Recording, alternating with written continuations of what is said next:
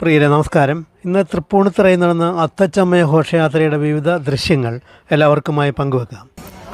കേരളത്തിൽ ഓണാഘോഷങ്ങൾക്ക് തുടക്കം കുറിക്കുന്ന ചരിത്രപ്രസിദ്ധമായ സാംസ്കാരിക ഉത്സവമാണ് അത്തച്ചമയം. ചിങ്ങമാസത്തിലെ അത്തം നാളിൽ നടക്കുന്ന അത്തച്ചമയ ഘോഷയാത്രയ്ക്ക് നൂറ്റാണ്ടുകളുടെ പഴക്കമുണ്ട്. ചേരമാൻ പെരുമാളിന് ശേഷം കേരളത്തിലെ 56 നാട്ടുരാജാക്കന്മാർ തൃക്കാക്കര വാമനമൂർത്തി ക്ഷേത്രത്തിൽ നടത്തിയിരുന്ന ഉത്സവത്തിന് നേതൃത്വം നൽകിയിരുന്നത് കൊച്ചി രാജാവും സാമൂതിരിയും ചേർന്നു.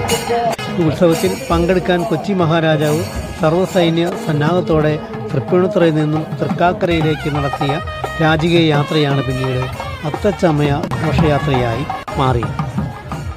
ഇതുമായി ബന്ധപ്പെട്ടുള്ള മറ്റൊരു കഥ, വടക്കൻകൂർ രാജാവുമായി കൊച്ചി രാജാവ് നടത്തിയ യുദ്ധത്തിൽ കൊച്ചി വിജയിച്ചതിൻ്റെ ഓർമ്മപ്പെടുത്തലായും സൈന്യശക്തി പ്രകടിപ്പിക്കാനുമാണ് ഈ ഘോഷയാത്ര ആരംഭിച്ചതെന്നും പറയുന്നു.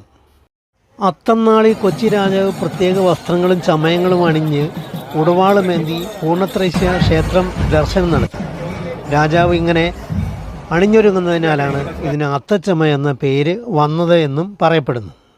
ആനപ്പല്ലക്കിൽ എഴുന്നള്ളുന്ന രാജാവിനെ പ്രജകൾക്ക് നേരിൽ കാണാനും ആദരവ് അർപ്പിക്കാനും അവസരം ലഭിക്കും.